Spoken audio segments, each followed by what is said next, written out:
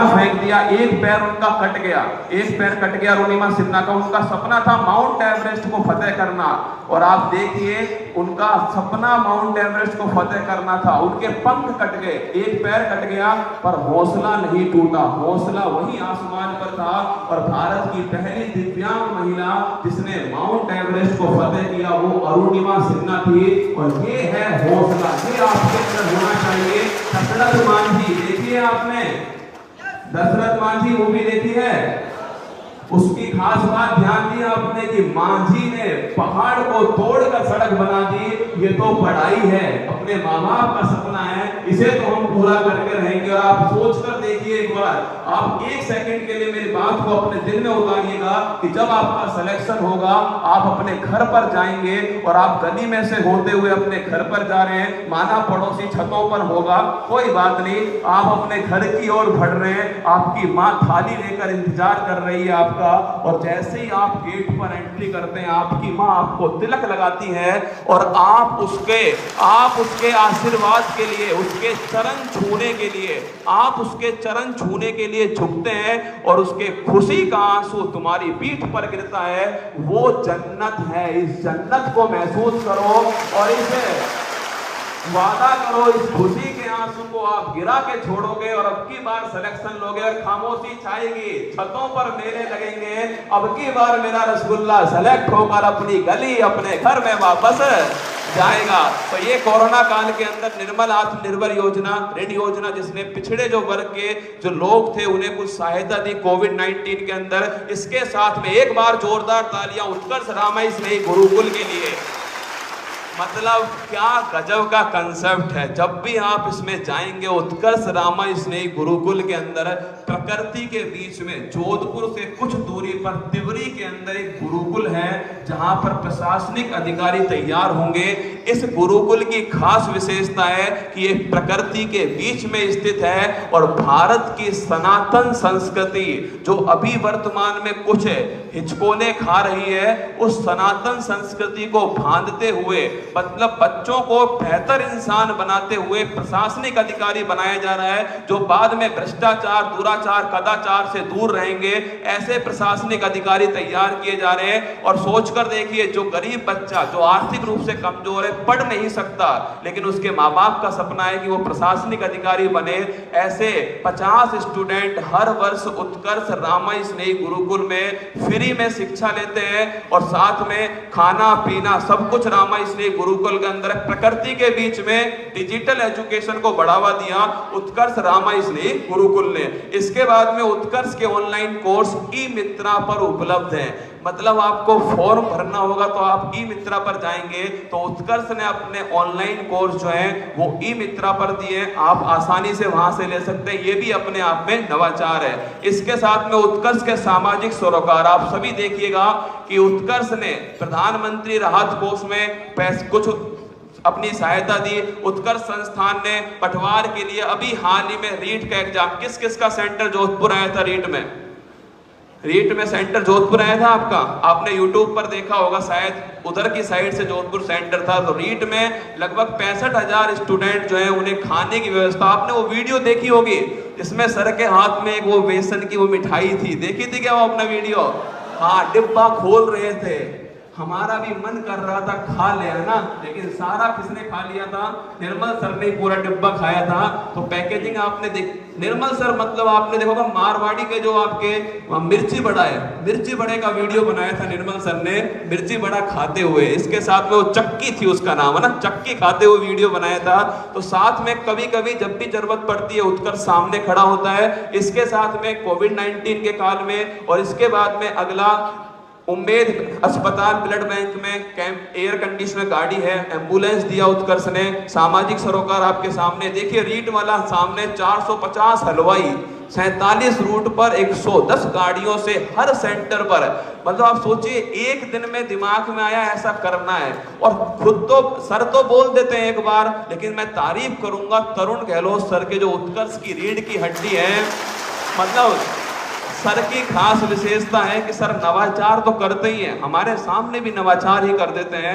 हमें भी एक दिन पहले ही पता लगता है ऐसा कुछ होने वाला है। तो जो निर्मल सर के जो छोटे भाई हैं तरुण गहलोत सर, जो उत्कर्ष की रीढ़ की हड्डी हैं, हर इंफ्रास्ट्रक्चर उत्कर्ष का नंबर 1 वर्ल्ड क्लास है। और उसमें सबसे बड़ा योगदान तरुण गहलोत सर का है, जो कंधे से कंधा मिलाकर चल रहे हैं। इसके साथ में रीट के बाद में गीता भवन की लाइब्रेरी, कृष्णा स्वाध्याय केंद्र, जहां से शिक्षा रथ को रवाना किया गया था, वो कृष्णा स्वाध्याय केंद्र आपको बता दूं उसमें दिव्यांग बच्चे पढ़ते हैं और उसमें लिफ्ट की सुविधा है। उन दिव्यांग बच्चों के पढ़ने की, उन सभी की दुआएं आपके परिवार को, उत्कर्ष परिवार को लगेंगी और वही दुआ बरकत बन के आपके एग्जाम में काम आएंगी। ये सारी बातें हो गई।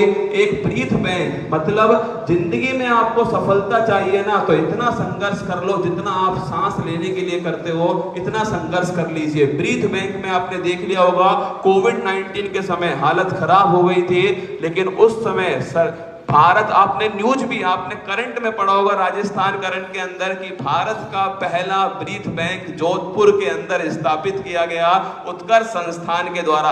ये करंट की न्यूज है, छाप लेना, ठीक है।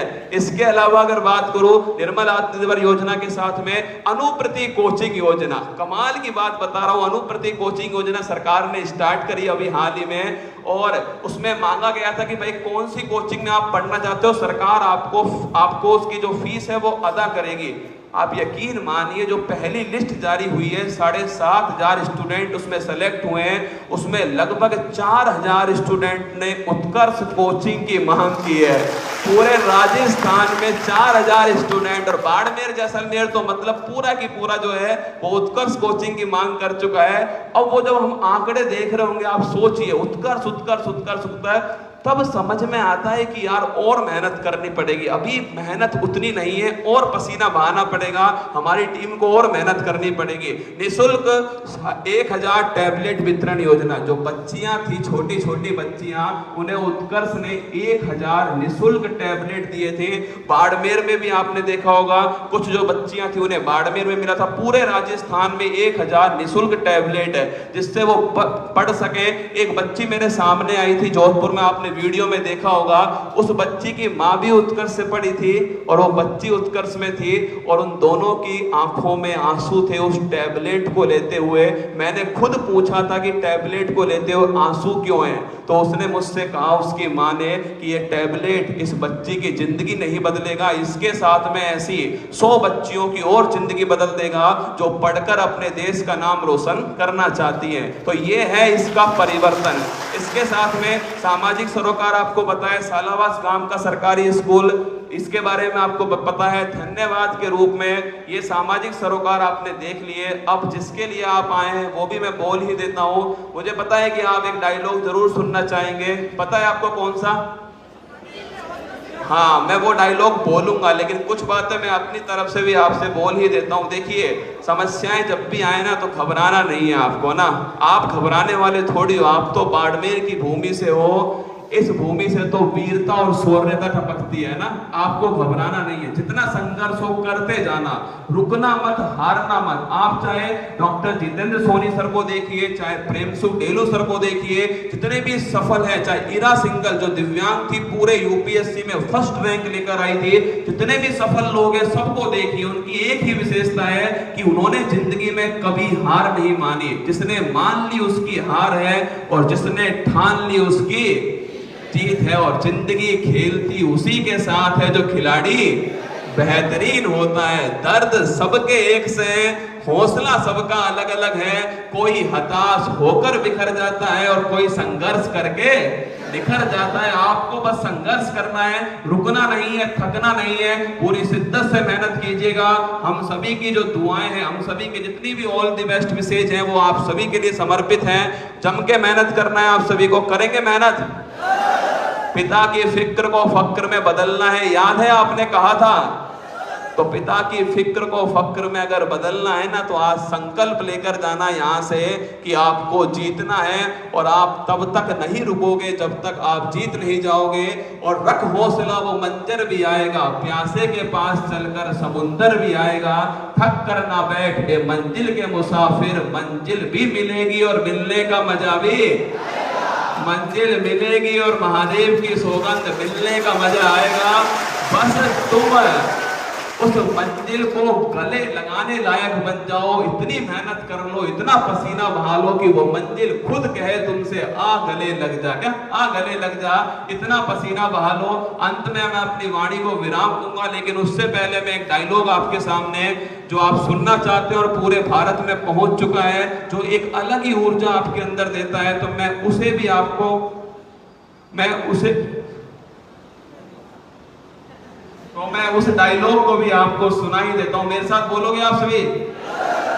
मंजिल ने हौसलों से कहा, मंजिल ने हौसलों से कहा तेरे बस की। हौसलों ने मंजिल की आंखों में आंखें डाल के बोला चल छुट्टी तेरी इतनी। मंजिल ने हौसलों से कहा तेरे बस की।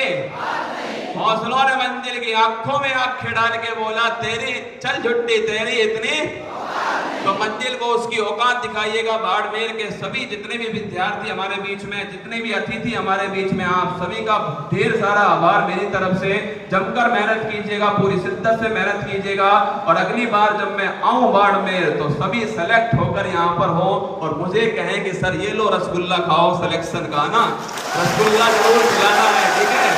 सिलेक्शन के बाद में ही खाऊंगा रसगुल्ला। अब मैं जिस व्यक्तित्व को इस मंच पर बुलाऊंगा, मैं चाहूंगा कि जब वो इस मंच पर आए तो लगना चाहिए कि वो व्यक्ति नहीं, वो व्यक्तित्व है। मैं आपके सामने मंच पर अभी बुलाने वाला हूं डॉक्टर निर्मल गहलोत। आप सभी नाम से मतलब कुमार गौरव को कुमार गौरव बनाने वाले थे डॉक्टर निर्मल गहलोत सर। मतलब एक जौहरी ही समझ सकता है कि किस प्रकार एक पत्थर को हीरा बनाया जाता है, और वो जौहरी आपके सामने बैठा हुआ है। और इनकी एक बड़ी फेमस लाइन है कि मेहनत का कोई विकल्प नहीं है। क्या मेहनत का कोई विकल्प नहीं है, और जो टूट जाए वो संकल्प नहीं है। हार को लक्ष्य से दूर ही रखना, क्योंकि जीत का कोई विकल्प नहीं है। क्या जीत का कोई विकल्प नहीं है। जम के मेहनत कीजिएगा, और मैं चाहूंगा कि आप जोरदार तालियों से युवाओं के प्रेरणा स्रोत, नवाचार के जनक डॉक्टर निर्मल गहलोत का स्वागत